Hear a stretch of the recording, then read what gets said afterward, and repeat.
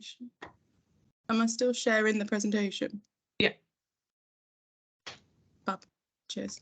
Yep, so this is the webinar relating to the first aim, which is benefiting communities of greatest need of quality green space. So just some housekeeping rules. Please place yourselves on mute. We'll be recording the session, as Emma just kindly reminded me, and there'll be time for questions at the end. And we will circulate a link of the recording afterwards.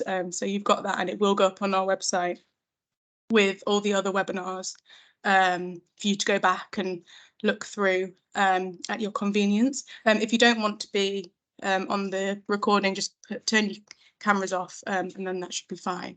So I will now pass over to Kieran and Emma, who are part of the advisors team as well, and they will run through kind of the top tips and key areas to meeting aim 1.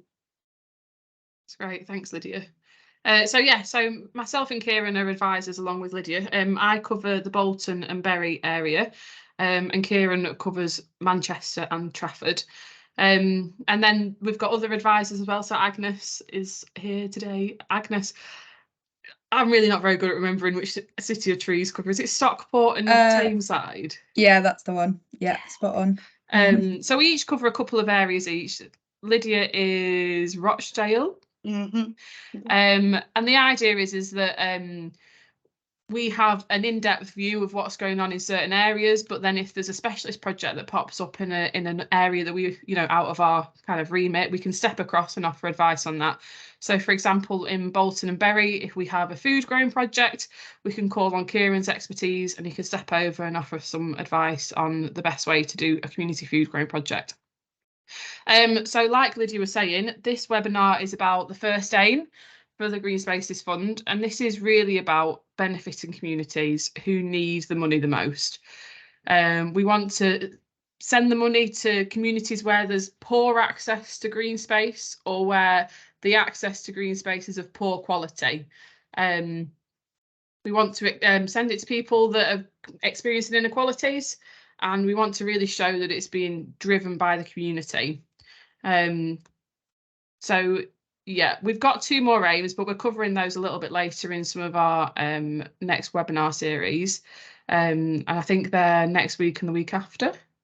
So if you wanted to join them, you can sign up on the link that you used to join these ones as well. Cool. Thanks, Lydia. So for the first aim, it's really important that we are looking at the communities that are experiencing high levels of deprivation or that are experiencing inequalities. And the fund is prioritising these areas. So it's really looking for it to have projects to have both aspects to it. So we want to show that you're going to be making a real difference to communities that need it, and a real difference to spaces that need it as well. With the way that we do this is through 2 main kind of avenues. The first is the IMD score, so the indices of multiple deprivation. And we're going to go through in a little bit how you can do this and look at your IMD score and how to break it down. But basically, it's a score of 1 to 10 across the whole of the country, with 1 being the areas that have highest levels of deprivation, so the top 10% of deprivation in the UK. Now, your project doesn't need to sit in the top 10%. It could be top 10, 20, 30, potentially higher, but you need to be showing how you can engage with the communities from those areas of high deprivation within your project. The second one is the ANC score. So the ANC score is the access to natural green spaces. And this is kind of a zone around an accessible green space. So it's 200 metres around accessible green space, and it's the doorstep standard. So if a project is within an accessible green space, it might meet the doorstep standard, but it might not be of good quality. And we'll tell you a little bit about that in a bit, but it's trying to show the panel when you submit your application why your project would benefit from the money and how you can make a difference to that community. Yeah, I think we'll go on to the next slide, Lydia. So this is the aims of the fund down the left. So the first aim that we're speaking about tonight is benefiting communities in need of quality green space. And it breaks it down into 3 sub-objectives. And you'll notice that it's the only aim that does that. And that's because aim 1 is worth the highest percentage in the fund. So everything is about being community driven, and it's totaling 55%, which is much higher than all of the other aims.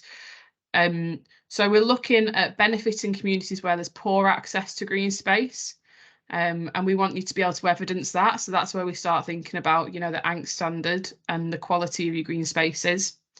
Benefiting communities that are experiencing inequalities. So that's where we look at your IMD and the specific issues that are facing your community.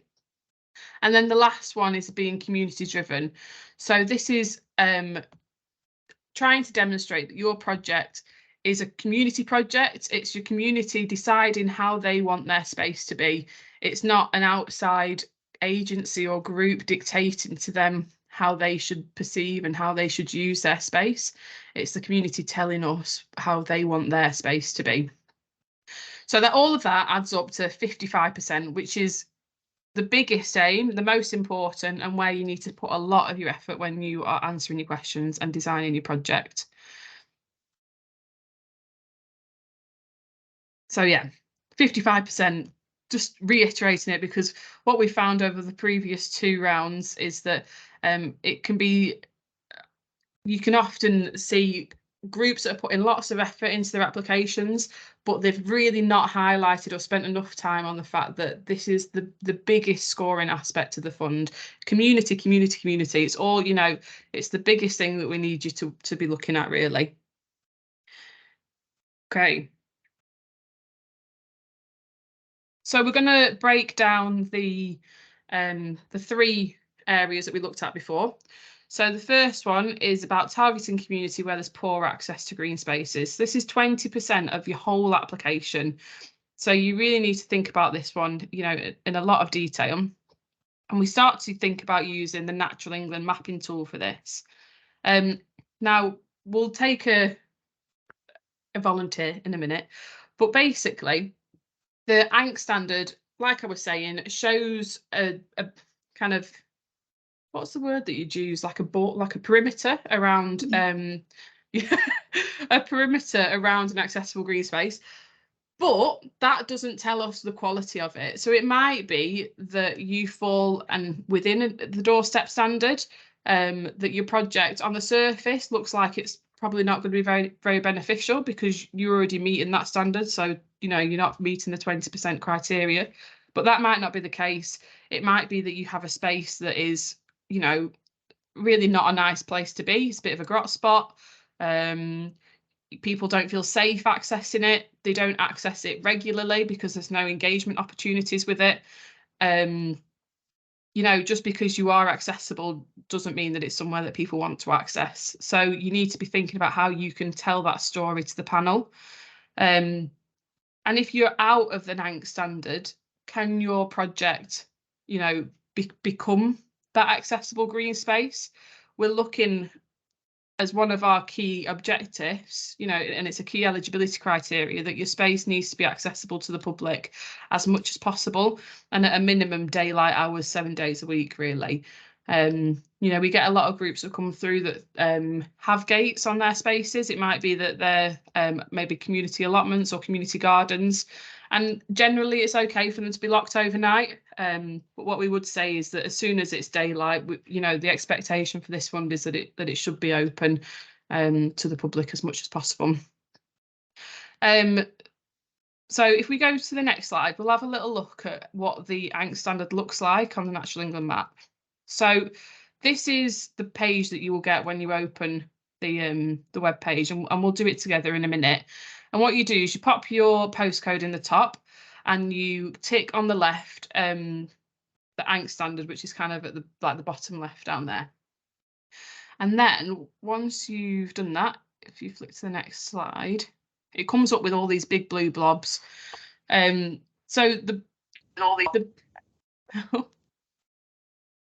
sorry. So the blue blob is if you are meeting the doorstep standard. So if your project sits within the middle of one of those blue areas, then you fall within the doorstep standard. You know, you're accessing a space that's at least half a hectare and it's accessible to the public. So half a hectare is just over the size of a football pitch, really.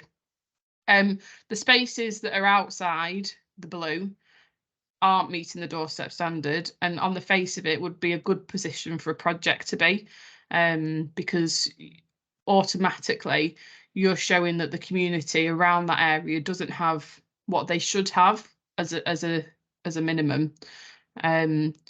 So I know we've got a few groups on. Does anyone want to give their project postcode, and we'll have a look at trying to put it into the map and see what's going on?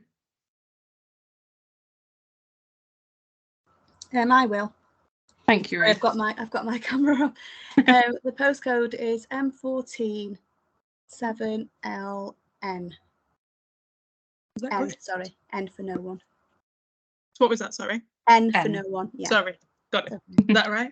Yeah. So there's a few tools that you can use on this. Obviously, we would say the doorstep standard is a good one. Like, that's the one that the panel will be using, but you can also add other things on top of it. And it's actually quite interesting to just have a look around, because there's things like the greenness grid and things like that. So, Ruth, whereabouts does your project sit? Does it sit within one of the blue areas? I'm a bit concerned about our project because we have a big park across the road, Alexandra Park, so I'm not sure if we would already meet that standard. We're actually on Clinton Avenue, so kind of around the Lloyd Street South. Okay. Yeah. So we've had a few projects that have come through that are obviously next door to accessible green spaces. One of the projects that I worked on in Bolton for round 2 with the community group was right next door to a park that's obviously accessible. And what it's about is trying to build the story of why your space adds something that's not there at the minute. So the project that I'm talking about is Dean and Derby Cricket Club in Bolton, and they were successful in their funding application. They're right next door to a park that is open 24/7. But what we find is that the community around the park didn't access it because they didn't know how. There wasn't ever any engagement activities. People didn't feel safe entering it. They weren't going there after dark because of safety concerns. But also there was never anything there for them to do, really. They weren't given any ownership of the space. This project next door at the cricket club are going to be putting in a community garden where residents can grow and take part in cookery classes. So they're offering something that the park can't. They're offering a space that can be engaged with, that people have a say of how it's managed and how it's run. And it's whether your project can do similar. I think that's kind of the lines we're going on, actually, is around food growing and kind of more of a community garden that people can be invested in, and sort of kind of social empowerment. So that sounds good. Thank you. Hello, Ruth. Can I? Hi, Kieran. Hi. How are you doing? It was nice. I'm good, thanks.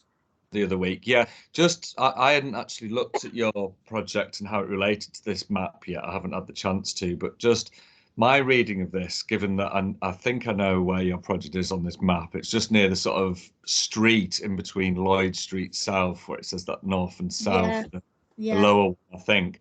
So what I would say is it looks like the actual standard is just scratching at your space. That's all come from the huge Alexandra Park. That's right, over the road. So what I would be saying in this section is, you're obviously describing the sort of like blandness of the space and the issues you have with it, but also the fact that there's a huge swathe of non-angst area, all the area that isn't blue. Look at that attachment for your space of communities that don't have accessible space, and the real sort of, what's the word, barrier effect of a huge arterial road, and how that might prevent children from crossing, or older people, or whoever it might be, to Alexandra Park. And so I think you're scoring well on a couple of points there, just looking at it. Yeah, and the road and that, Princess Parkway is an actual barrier. So that's useful to know. That would be, you know, something I could Yeah. So almost the Anks standard, they're just doing it as the crow flies, so to speak, there. But actually, in reality, perhaps a lot of your community won't cross that road to that big park anyway because of how busy it is and polluted. That's true. Yeah, that's actually true. Yeah, great, thank you. It's a really good point, actually, Kieran, because as well for community projects, you tend to pull in a lot of people, you know, from a wider area. So even if you are within you know, one of the blue areas, it doesn't necessarily mean that those are the only people that are going to be accessing your space. And it's trying to build that narrative for the panel. So who can look this up and who will have a copy of this to say, yeah, you know, we are within a blue space, but these are actually still barriers for people accessing it, you know, and starting to try and tell that story on a more personal level, really, because obviously people can draw opinions, can't they, very quickly from looking at this and saying, well, they're in a blue area, then what, you know, what's the point? So you need to tell us really, you know, why is it important? So yeah, I mean, Dean and Derby Cricket Club, they got funding, you know, and they're right next door to it, so it's definitely not something to put you off, but just to help build that kind of that story and that narrative. Thank you, that's really useful. Thanks a lot. So yeah, so that's the Natural England map. These are a couple of pictures that you've popped in there, Kieran, aren't they? Yeah.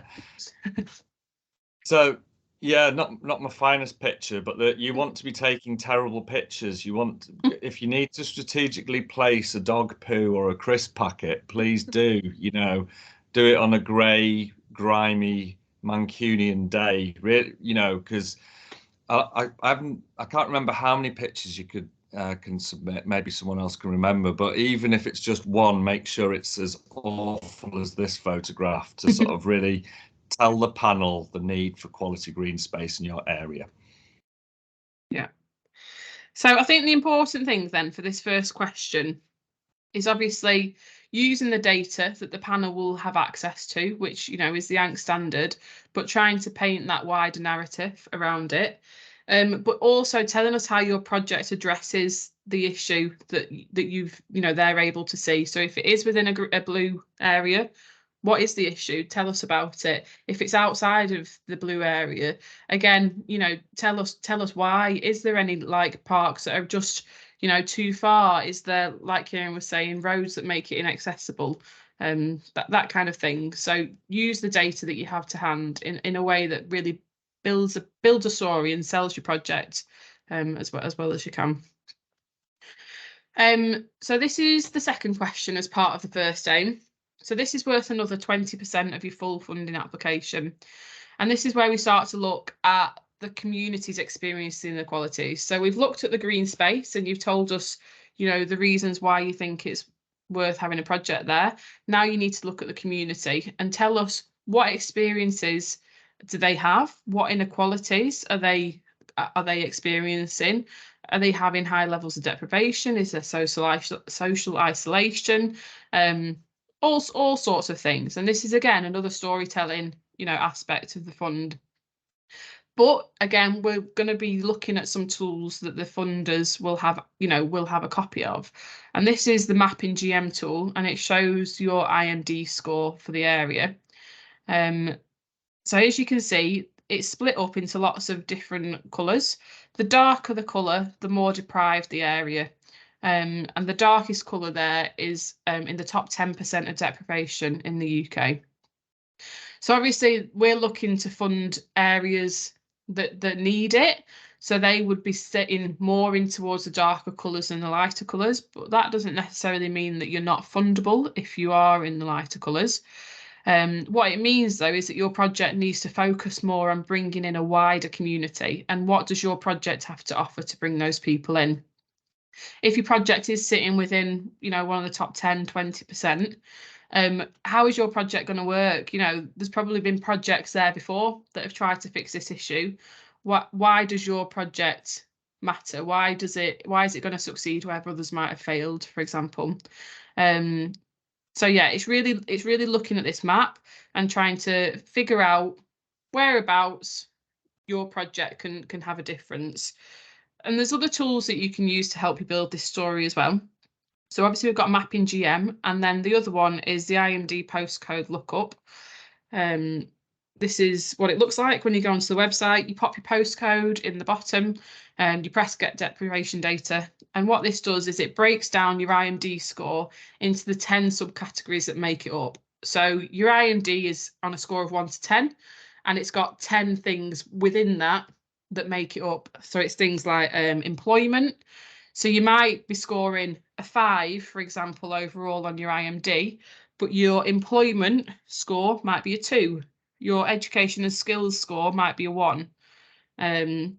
So your project, as you know, in general, would probably benefit from providing a lot of training, because what that's showing is that your community that your project is within has maybe got less employment opportunities or less skills for employment than another community. So you're helping your project to be the best that it can be for your community. I don't know, should we give a couple of these a try, Lydia? Have you got them open? This is the excuse me. So this the Mapping GM.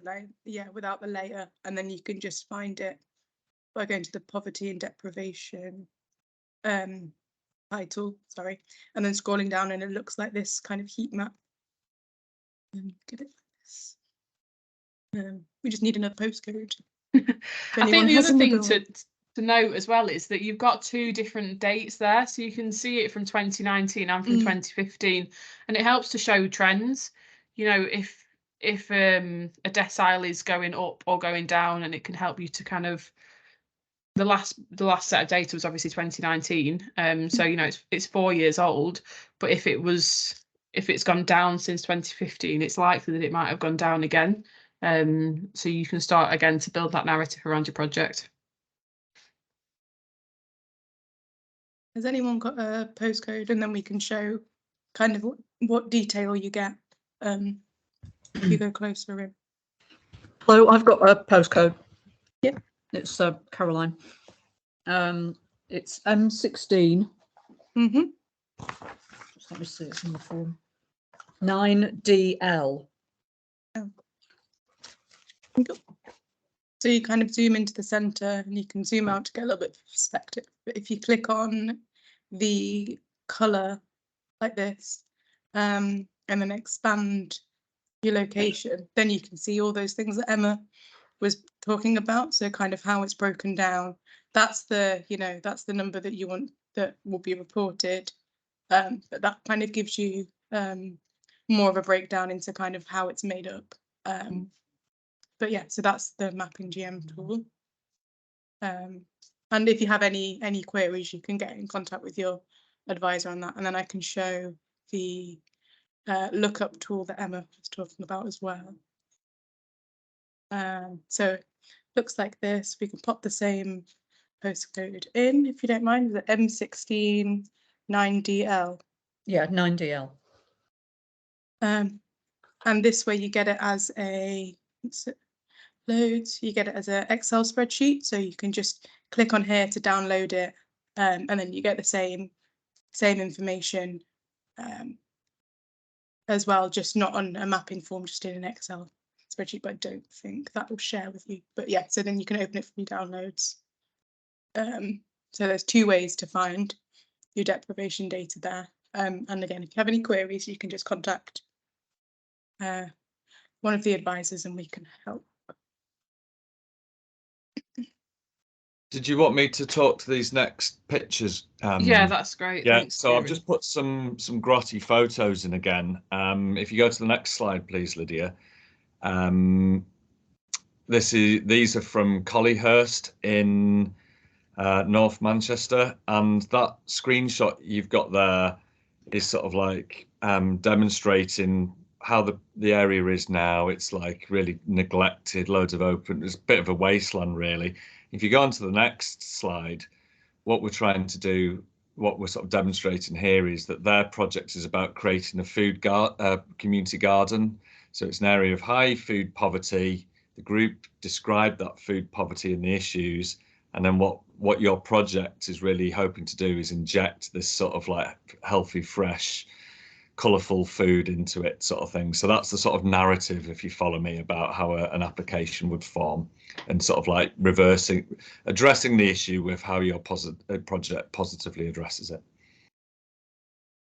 Yeah, and I think it is that positive story that, you know, we want. You can highlight the issues that are facing your community, you know, but how are you going to, you know, make it better? That's really what we want to be, you know, hearing about. So yeah, perfect. So the final question then for the first aim is about showing that it's community driven, and how it's been developed by the community. So a good way of doing this is talking to people, you know, having that conversation and listening to how the space is already being used.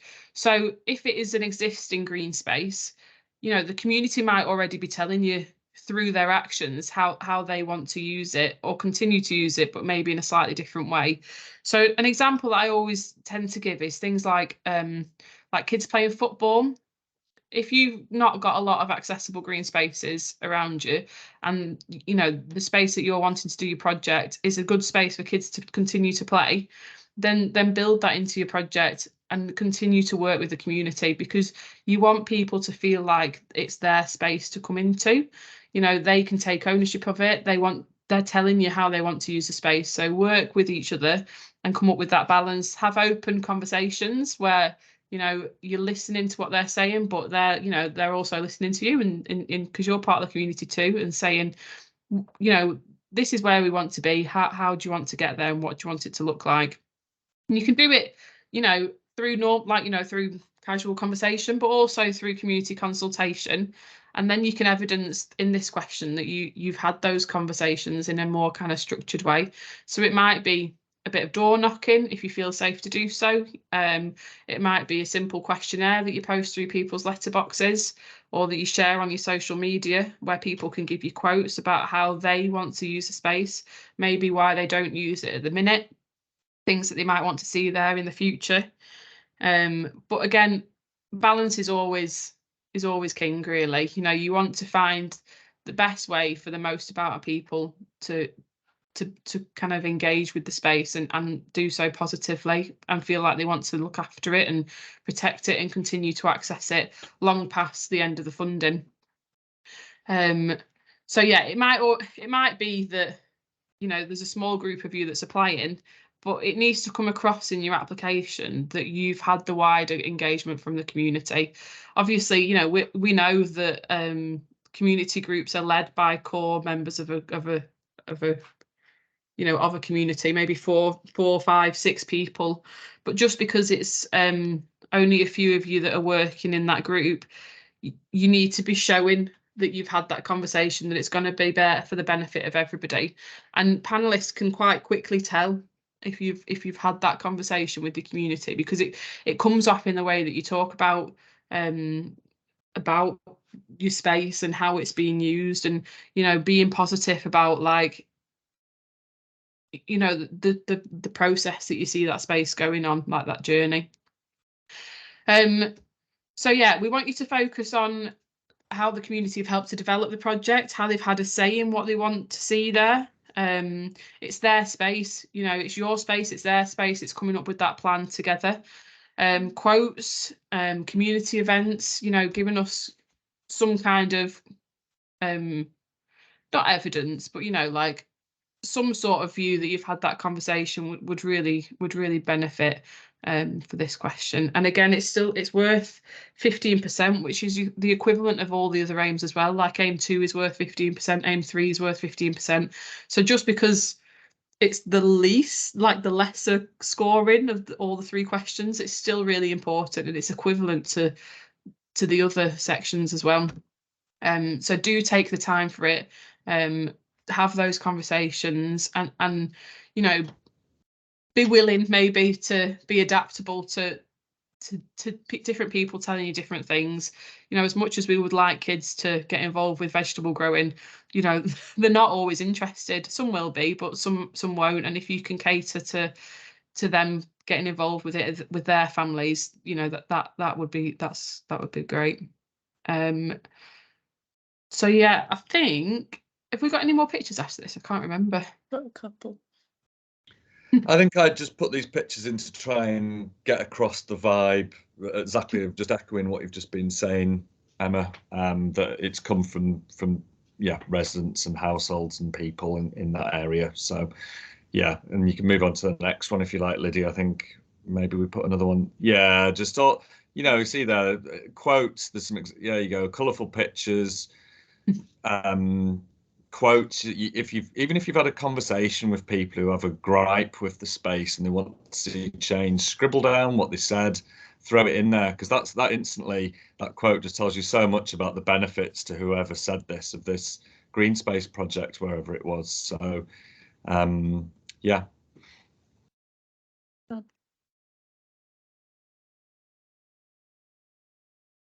So this is taken from sorry, so this is taken from our funding like guidance for applications document, and this is, it kind of summarizes everything that we've been saying. We want you to describe the issues that are your local issues. You can tell us about the climate crisis and the food crisis, but we want to know how it's affecting your community and how your project will address that on a hyper local scale. So are you lacking a green space, or does your green space exist but doesn't have anybody going into it because they don't feel like it's a space for them? What other challenges are facing your community? Is there a lack of employment? Is healthcare poor? Is there a lot of people with mental health conditions? Can your project act as a space to improve mental health conditions? So can we use it for nature recovery sessions, or green social prescribing, or we all feel better when we spent a little bit of time outdoors, so making those not comparisons, but drawing on that kind of evidence that we all know helps us, and then showing us that it's been driven by the community, that it's not just one person wanting to do one thing for their space. It's a group of people working together to improve their community in a way that is going to benefit the majority of people that live there. So yeah, that's kind of aim one. Obviously, your advisor in your area can go through this again and in more detail, help you with the mapping tools, and to help you build that narrative around your specific space. But yeah, it's just, we're looking for that story and that personal kind of sell of what the issue is and how you're gonna help it.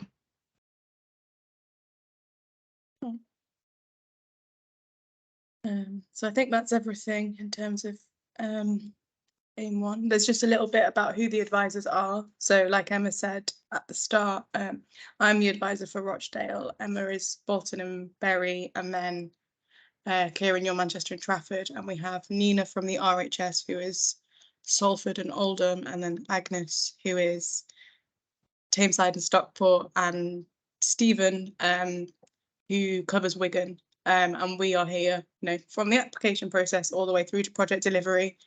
So I think the next slide has our contact details on, but these are also on the website as well.